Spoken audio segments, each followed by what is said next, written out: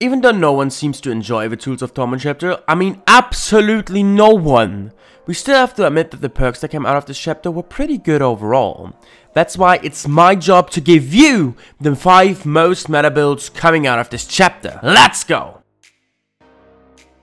The first build of today's video is something for every gen enjoyer in the game. It consists out of Friendly Competition, Prove Thyself, Deja Vu, and Overzealous. This build includes one of my favorite perks from the recent update, Friendly Competition. If you've watched me a bit, you know that I love and actually encourage weed generation tactics a lot. This build is all about doing gens without any items as fast as possible. Deja Vu is a bit of a long shot in this build. 3 gen hours are shown, and those gens give you a 5% speed increase for 60 seconds after you've completed a gen or at the beginning of the trial. After that, you go to the gen and hit it with a fellow survivor. This increases the speed by another 15%. After you've then completed the gen with your mate, Friendly Competition becomes active and adds 5% speed increase to both of your repair actions for 75 seconds. Overzealous seems like a weird choice, but it's not to be underestimated.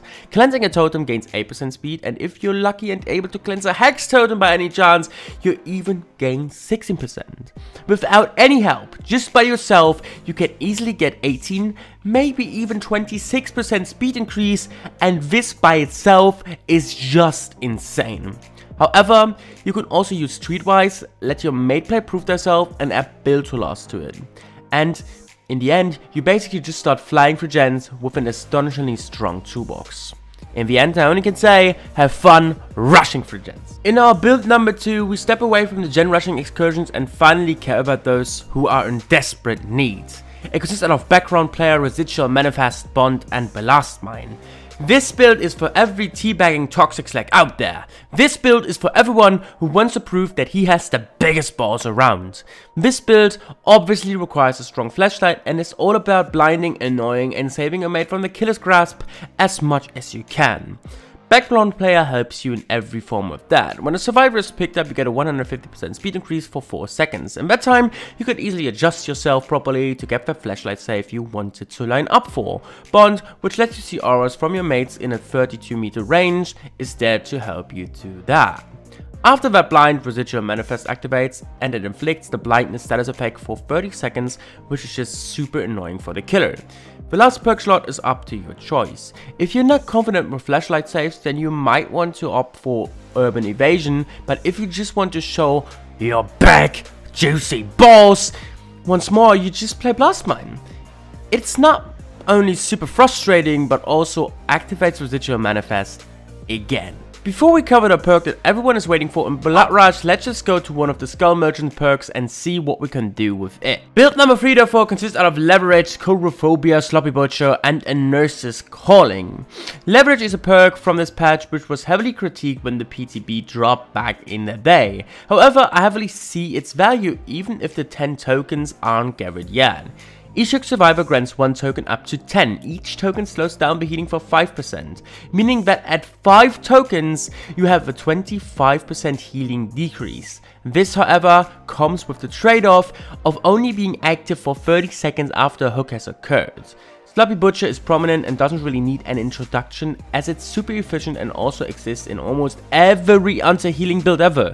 A Nurse's Calling is an obvious choice. As healing takes forever, you also want to benefit from it, and revealing the aura in a 28-meter range is the perfect way to do it. On top, for the final perk is Chorophobia, as it makes healing once you're close almost impossible. This build, by the way, works perfectly on the Doctor. I think he is an awesome beneficator from the perk Chorophobia, and it's just super fun to play with him with this build, especially when you play on mid-witch or the game. And before we come to build number 4, I just want to make sure that you know that I have a Discord. You can join the Discord down in the description. Also, you can become a channel member if you want to support me monetarily. You can absolutely do this right there. Subscribe to the channel and like this video, obviously. And now build number 4, let's go. And it consists out of Blood Rush, Adrenaline, Sprint Burst, and Renewal. This build was described by Outstaver as legitimately evil. Blood Rush is one of the new perks that makes more fun than it actually should. Once per game and after you've been hooked twice, you can activate Blood Rush while being fully healed and immediately restore your entire exhaustion for the trade-off being broken for 14 seconds until you magically heal yourself. You obviously need an exhaustion perk before Blood Rush makes any sense to use, therefore I highly suggest Sprint Burst. Alright, hitting the killer with 2 sprint bursts in a row can be very satisfying. Adrenaline, however, adds another layer to the already mean strategy. Not only do you automatically heal once all gens are powered, but because of the aforementioned restored exhaustion, you can now not only profit from the adrenaline speed boost, but also get another sprint burst in if you really need it. Renewal as last perk makes sense. Once you have healed another survivor, you are granted the broken status effect once unhooked, but you patch yourself up 20 seconds after. This not only makes sure that you are healed up, but also ensures that your dirty tactics will grant you an absolute easy escape. The 5th and final build consists out of Teamwork, Collective Stealth, Teamwork, Power of 2, Botany Knowledge, and Aftercare.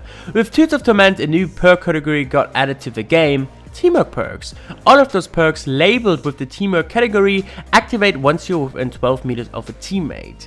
Collective Stealth is the stronger perk of the two that just have been released. It completely hides your scratch marks once you and your mate are close to one another, and Power of 2 grants you a 5% HES status effect. The downside of both perks is that they require a healing action before they can be activated, and further, they only can be triggered once every 140 seconds, which in DBD time is almost the entire game. To make those perks somewhat useful, I highly recommend running Botany Knowledge to make the healing faster, and to either add Aftercare to the mix so that you and your mate can always know where you are to get value out of these team perks again.